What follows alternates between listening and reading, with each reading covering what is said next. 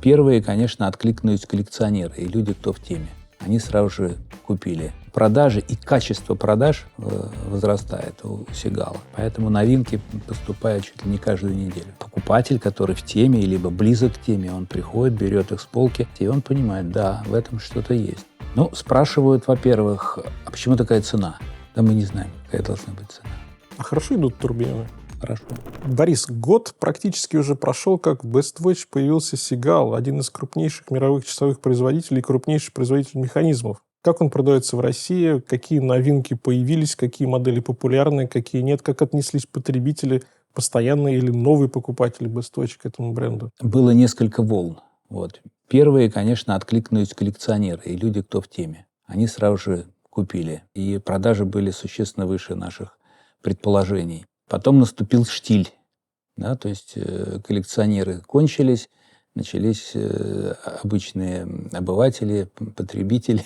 Лимитки разобрали? Лимитки разобрали. С ними приходится проводить работу, и мы чувствуем, что каждый месяц продажи и качество продаж возрастает у Сигала. Это с одной стороны. С другой стороны, мы не успеваем за новинками, потому что Сигал, понимает, что они номер один в Китае, очень много производят, у них очень разнообразное население, и они ориентируются вот на очень широкий рынок с фактически безграничными производственными возможностями. Поэтому новинки поступают чуть ли не каждую неделю. Информация о новинках. Конечно, мы заказываем чуть реже, но вот новинок они очень даровитые на новинки. Ну и плюс у них и в начальном ценовом сегменте, и в премиальном ценовом сегменте. Везде есть свои модели в разных стилях. Есть и с китайским уклоном, есть и такие, можно сказать, усредненные для европейского потребителя. Вот что интересней потребителю в России? Смотрит ли он больше на внутрикитайские лимитки, посвященные, может быть, китайской истории? Или, скажем, всем больше нравится классический дайвер от Сигал? Ну, смотри, конечно, проще продавать часы исторические, которые созданы по их традиционным культурным канонам. Потому что покупатель, ориентированный на приобретение таких часов, он не заморачивается. Какой механизм, как долго он прослужит, какая частота, сколько камней. Его интересует дизайн и отсылка к культуре. Поэтому, конечно, это основной пласт продаж. Ну, а дайверы тоже хорошо продаются, когда покупатель, который в теме, либо близок к теме, он приходит, берет их с полки, одевает на запястье, и он понимает, да, в этом что-то есть. А дальше, в общем-то, разочарований не было, и обращений сервисных их фактически нет до сих пор.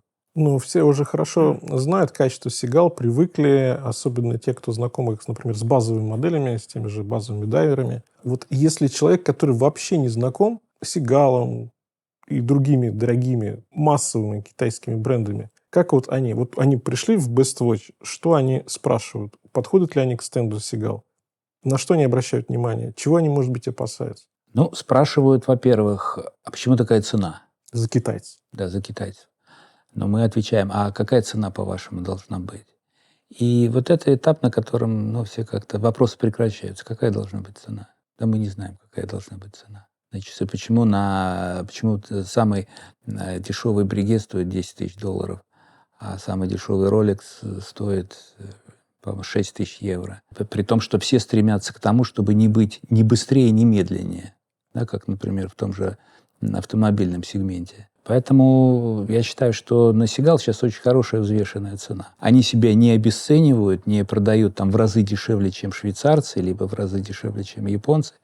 Они доступнее по качеству и по своему подходу. Мне вот уже как бы на финише 2025 года кажется, что в каких-то аспектах они даже и превосходят. В частности, вот я упомянул уже вкратце о том, что они очень быстро могут генерировать новые идеи, воплощать их в жизнь на очень-очень хорошем уровне. И вот подборку, которую ты сделал, тут, к сожалению, нету турбионов и нет сложных механизмов, вот часов со сложными механизмами, потому что они сейчас выгружены в магазин, они пришли несколько раньше. Но то, что ты выбрал, она, в общем-то, демонстрирует очень высокий уровень внешнего оформления. И, поверь мне, уровень механизмов, характеристики этих механизмов, количество возвратов там, на проданные 100 часов, они очень и очень благородные. Но здесь как раз я отобрал модели, ну, понятное дело, что это новинки, и модели с какими-то интересными нюансами. Одна из этих моделей – это дайвер с потрясающей водозащитой, как раз вот к тому тезису о том, что Seagull делает разное. И Seagull делает очень сложное, Seagull делает самые классные усложнения, самые элитные усложнения в часовом мире. И при этом они могут выпускать обычный трехстрелочник, но который при этом будет весьма надежный, очень качественный по исполнению. И как вот сейчас прозвучали слова о том, что возвратов нет. А ведь бренд уже год продается на российском рынке. Да.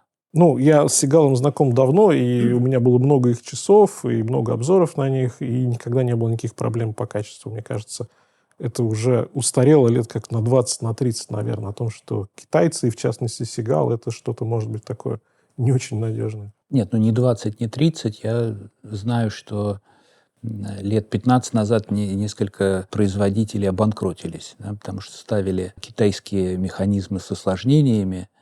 Вот, часы стоили там в рознице $150, и, конечно, они ломались, часто не доезжая до магазина. Вот сейчас ситуация в корне изменилась. Ну и потом мне приятно, ты вот заговорил про этот 1000-метровый. Он ни на что не похож, он никого не копирует. Это, в общем-то, как мне кажется, самостоятельное слово. И кроме вот этого дайвера, мне понравились модели, которые именно вот с таким внутрикитайским дизайном и предназначены в первую очередь для китайского рынка. Сегодня тоже хочется о них поговорить, потому что яркие, красивые, про них, наверное, многие читали в часовых блогах, смотрели фотографии, а вот сейчас я могу своими руками рассмотреть их и потом вам более детально показать, потому что в этих моделях, в каждой практически модели есть очень интересные технологические нюансы. Ну да, ты, наверное, имеешь в виду вот этого. Конечно, да, дракон.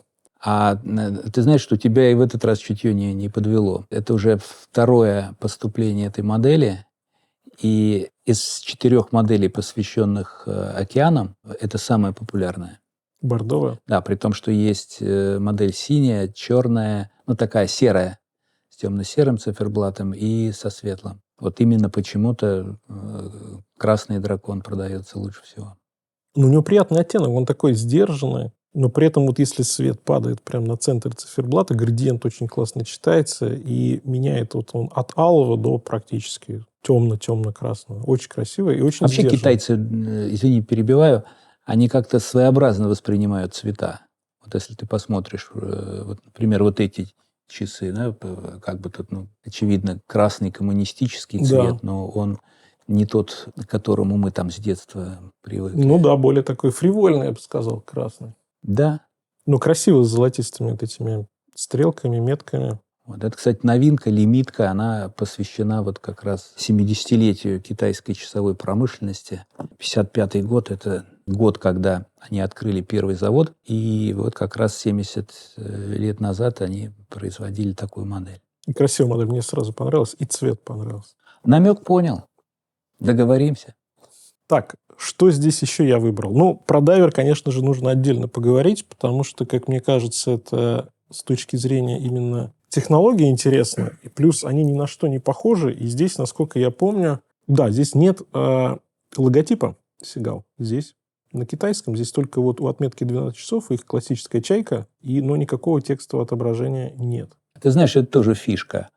Вот. И некоторые покупатели, они как раз оценивают то, что в логотипе нет латинских и кириллических букв. Потому что, да, мы знаем, есть много часов с русскими буквами на циферблатах. Некоторые из них даже в России сделаны. Миллионы и миллионы часов с латинскими логотипами. А здесь вот тоже индивидуализация, китайские иероглифы на циферблате. Гелевый клапан, 1000 метров водозащиты, да, и здесь безель, который с максимальной защитой от того, чтобы случайно его задеть, потому что только при нажатии срабатывает.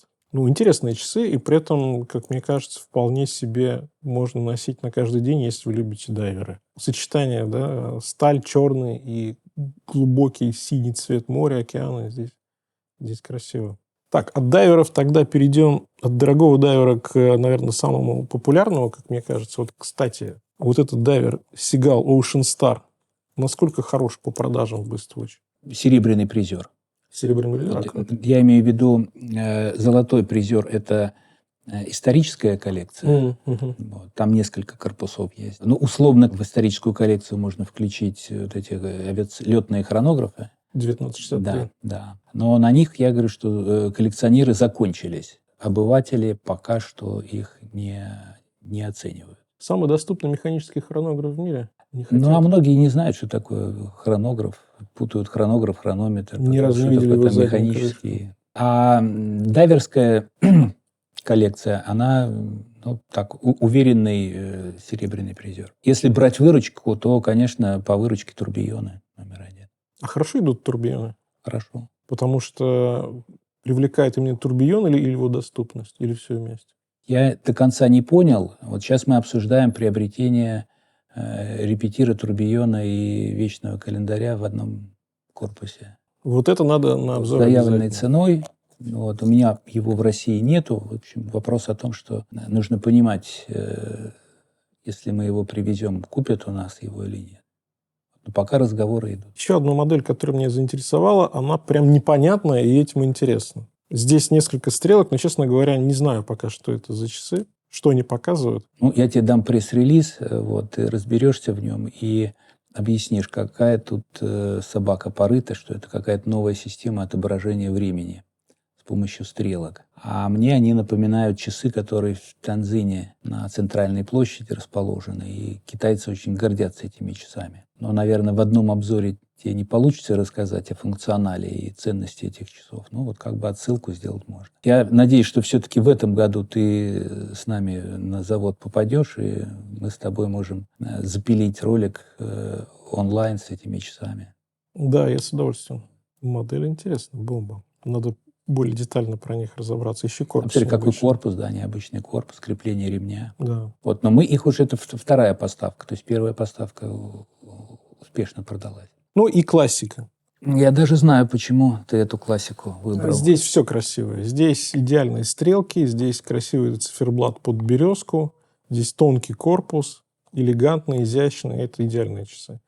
Даже окошко даты здесь аккуратно вписано в отметку 6 часов. В общем, в этих часах мне нравится все. Смотри, какой перлаж. Сзади, да, здесь приятно посмотреть на заднюю крышку. Как раз вот тот случай, когда можно обойтись без гравировки. Здесь все красиво. Ну, Сигал умеет делать. И мне нравится, что корпус так вот сужается вниз, он еще более элегантный становится. Конечно, потрясающая модель. Ну, я буду тебе признателен, если ты в свою коллекцию возьмешь и вот эту коммунистическую модель, и эту. Я на самом деле горжусь и от души радуюсь, когда приобретают хорошие часы, которые мне самому нравятся. Да, это классная модель. Ну что ж, более детально про них чуть позже расскажу про все. Все, ну ждем обзор. Начать я решил вот с этой модели, которая мне, наверное, больше всего понравилась. Это, конечно же, вот эта березка. Линейка называется Seagull Extraordinary, да. Экстраординарная и действительно необычная модель для Seagull именно, потому что здесь, как мне кажется, вот именно в дизайне, если хотите, максимально такие взрослые часы с европейским, я бы даже сказал, скорее, с немецким дизайном, с длинными стрелками, все очень тонкое, очень эстетичное, очень элегантное. В японской традиции, наверное, потому что японцы придумывают всегда что-то такое необычное по циферблату, какие-то аллегории. И здесь березка. Есть еще синяя версия, она тоже многим нравится, но мне понравился именно вот этот вариант. И, наверное, из-за березки, и, наверное, потому что здесь дата в цвет, вот прям очень красиво. Made in China, разметка, смотрите, вынесена минутная и секундная на внешнее кольцо, а центральная часть циферблата здесь ничего не портит, я бы сказал, потому что здесь только часы и вот эти очень аккуратные стрелки, наконечники копья, Seagull, шикарно, мелко здесь так все это подписано, читаемость потрясающая. Элегантно, на костюм, под костюм, на вечер. Можно, в принципе, и на повседнев такие часы, но мне кажется, это именно таки достаточно строгая модель. И очень нравится профиль этого корпуса, потому что он, как видите, такой вот перевернутая сковорода, что ли, да, которая сужается вниз. Это добавляет элегантности, сужается, они очень тонкие.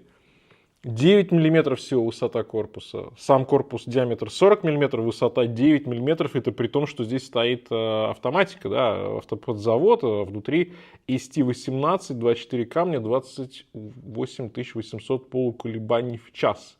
На этой березке, посмотрите, какая отделочка-то, ай, какая красота. Ну, Сигал умеет, Сигал может. Застежка у нас здесь такая раскладывающаяся. Ремешок под крокодила. Я здесь, конечно, больше вижу какой-то просто матовый ремешок, чтобы он не отбирал никакого внимания на себя, чтобы все внимание было на циферблат, все максимально, чтобы было сдержано. Да? Кстати, здесь сапфир, водозащита 50 метров, то есть руки помыть, под дождь попасть вполне себе можно. Ну, для такого плана часов этого достаточно.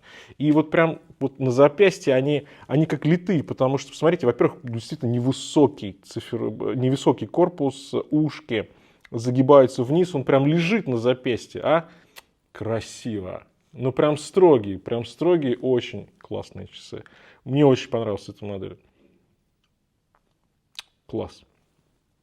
Вот многие часто писали, что вот китайцам иногда не хватает такого, может быть, европейского дизайна. И вот это тот самый случай. Ну что же, березка, а? Текстурка какая богатая, объемная. И несмотря на то, что невысокие часы, да, корпус всего 9 миллиметров, все равно они умудрились сделать цифр таким объемным. Здесь есть воздух, цифр дышит, метки красивые, накладные, все очень приятно, еще и кольцо. Все уместилось, все приятно.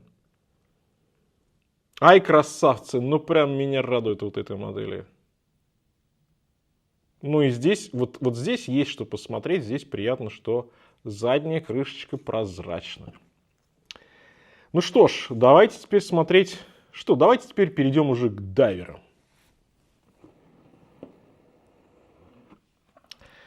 Опа! Ну, для меня Сигал всегда ассоциировался с двумя направлениями. Это, конечно же, пилотский хронограф, да, 1963, их легендарный, и дайверы. Конечно, у них много классики, но вот как-то обычно именно вот эти два направления западают.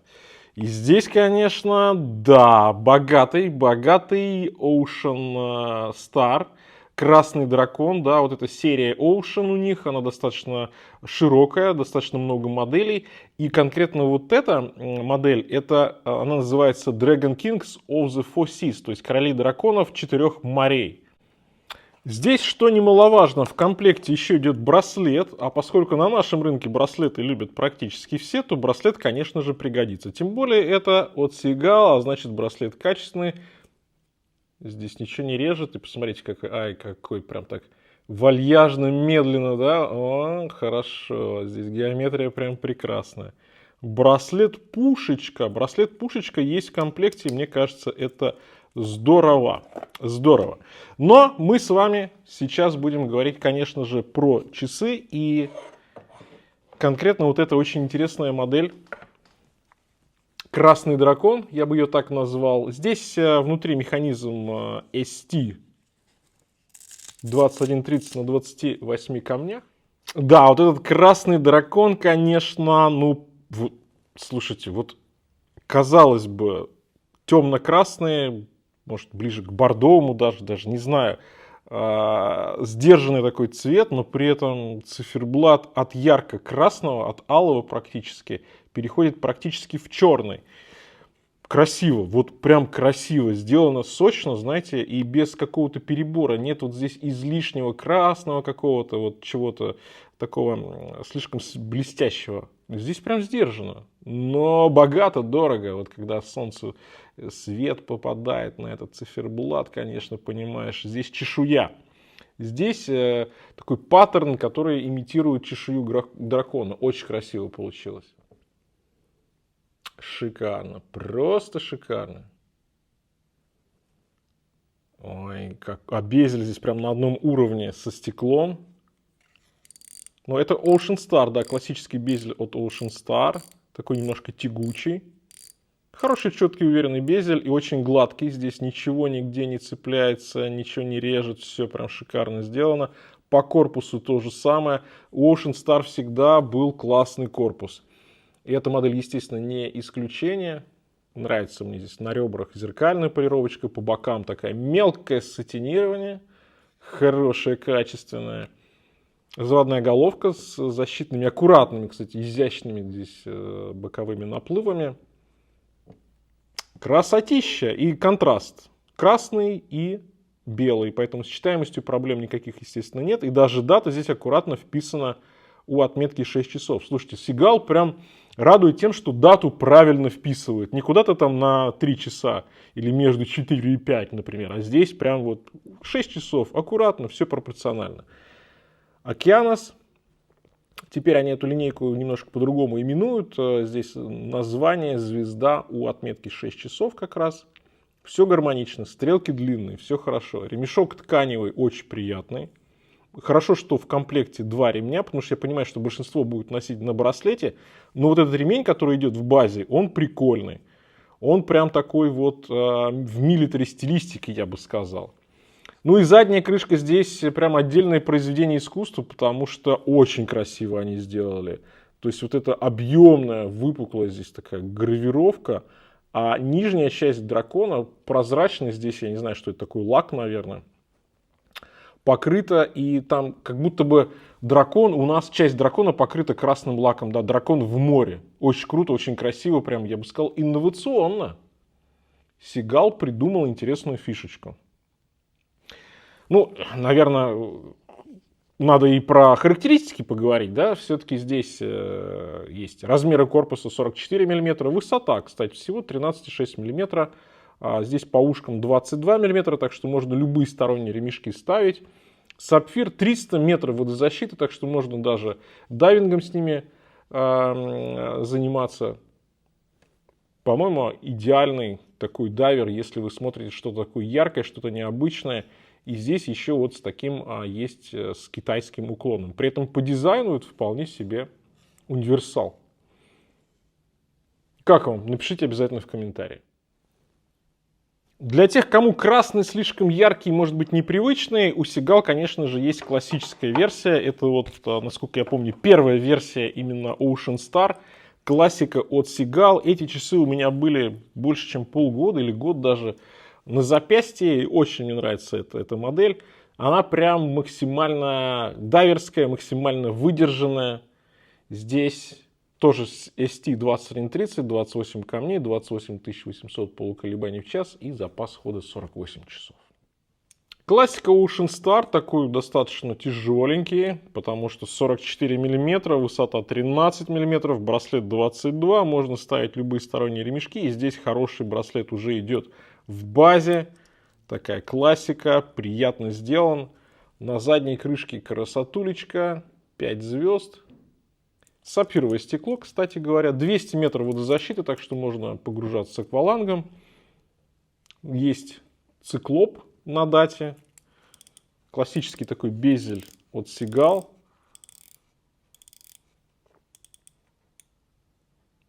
Ну и опять же вот самая, наверное, популярная вариация с синим циферблатом и синим безелем. Здесь алюминиевая вставка на безеле, цифер синий, глубокий такой, накладные метки. Супер модель, очень мне нравится. Ну, еще бы она у меня была. И, как мне кажется, вот среди дайверов это универсал, который сразу ни на кого не похож, он похож именно на себя и уже достаточно узнаваемый, потому что знатоки, ценители Сигала, дайверов, хороших, качественных, надежных дайверов, они, конечно, эту модель хорошо знают. И что же, я вам показал необычный красный дайвер, я показал вам такой базовый классический дайвер, а теперь у нас ультра дайвер, потому что Сигал выпустил в эту линейку Океанус еще модель Deep Ocean Ultra Diving Series она называется, и вы посмотрите на этого монстра, здесь водозащита 1000 метров. Да, 1000 метров, и при том, что цена весьма доступная для этого дайвера. Слушайте, ну это как бы впечатляет. Да. Здесь у нас уже китайский, здесь Океанус, звезда, дата у отметки 6 часов, накладные метки с шикарной, я бы сказал, читаемостью. Очень приятно. Синий градиент от темно-синего перетекает в черный. И их две версии. Есть просто в стали, есть вот с таким черным покрытием. Весьма интересно, так даже профессионально, глубинно выглядит эта версия. Классные стрелки, очень хорошо все считывается. Безель двигается, вот так ему не подвинуть, нужно именно нажать, прижать, и только в этой положении он будет перемещаться. Поэтому с точки зрения возможности где-то как-то его сместить во время погружения, например, никак, да, потому что он не двигается. Только именно если нажать в нескольких точках, тогда он будет двигаться. Поэтому здесь максимально в этом плане безопасно. Вот такой один защитный наплыв на заводную головку отметки 4 часа. Гелевый клапан, 1000 метров протестирован. Профессиональный дайвер, естественно. Внутри ST2130 28 камней, 42 часа. Он и у других моделей также стоит этот механизм. Люминофор на метках-стрелках. Диаметр корпуса 45 мм, высота 16 мм. И, кстати, для водозащиты 1000 метров 16 мм высоты. Это прям немного. Сапфировое стекло, да. И здесь у нас корпус и браслет из нержавеющей стали 316L. Под задней крышкой здесь вот, кстати, система быстрой замены браслета есть. Здесь прям такая большая, огромная звезда. 1955, это 1955 год основания Seagull. Мощные часы, но при этом на моем запястье не сказать, что это прям вот, да, как будто это дайвер 1000 метров, который мог бы выглядеть там на 55 миллиметров по диаметру, со всеми вытекающими. Нет, это вполне себе такой спорт. Да, профессиональный дайвер, но его можно носить и просто так. И выглядит круто. Отличный браслет, кстати, в черном виде. Шик такой прям получается. Очень, да, очень эстетично. Классный браслет, кстати, тут и сатинирование, и зеркальная полировочка. Даже несмотря на покрытие, все это просматривается, все сделано на высоком уровне. Крутяк. Молодцы, Seagull, да. Молодцы, развивают эту линейку. И мне нравится, что появляются и профессиональные модели, и такие повседневные, и какие-то необычные типа драконов. Еще одна модель, которую я отобрал, чтобы вам показать, это лимитка в честь 70-летия мануфактуры Seagull. Здесь такая прям необычная коробочка. А внутри... Ой, какая яркая моделька-то, а! И здесь прям такая карточка. Лимитка именно в таком цвете. Всего их выпущено 1955 штук, потому что в 1955 году был основан как раз Seagull. Ну и, собственно, как китайцы считают, да, появление именно часовой промышленности в Китае началось в 1955 году. И вот такую лимиточку. Ой, оттенок-то какой красный. Борису не очень, в общем-то, он, да, понравился. А мне кажется, классный оттенок. Он именно такой, как цвет крови, что ли, да, вот как-то так. Или даже как цвет Феррари, что тоже круто. Красный с золотым, прям действительно именно китайская лимитка, она должна быть именно такой, как мне кажется. Кстати, вот сейчас трогаю ремешок, ремешок здесь вау. Жаль, нет системы быстрой замены, но слушайте, вот этот ремень, это прям ремень. Вот это очень приятный ремень, очень качественный, тонкий, мягкий, с классной прострочкой. Шик! Просто супер. Купольное, посмотрите какое, высокое сапфировое стекло. Здесь внутри ST2130, уже про него не буду говорить, он тут практически на всех часах. Водозащита 50 метров, то есть руки помыть, под дождь попасть. 38 миллиметров диаметр корпуса, то есть максимально стандартный, такой универсальный по нынешним-то временам. И высота 12 миллиметров. Но здесь стекло, высоченное. Высоченное. Смотрите, как здесь интересно. Вот здесь прям 1955-2025. Интересно они сделали прямо на циферблате. И незаметно, но при этом вот интересный нюанс. Опять же 5 звезд. Классика для Seagull. Накладные цифры. Тут такая зеркальная везде полировка. И корпус полностью с зеркальной полировкой. А вот боковая часть уже идет сатинирование. Да. Приплюснутая заводная головка. Ну, все по классике. Здесь же они обыгрывают одну из своих первых моделей. Так что все прям приятненько, да.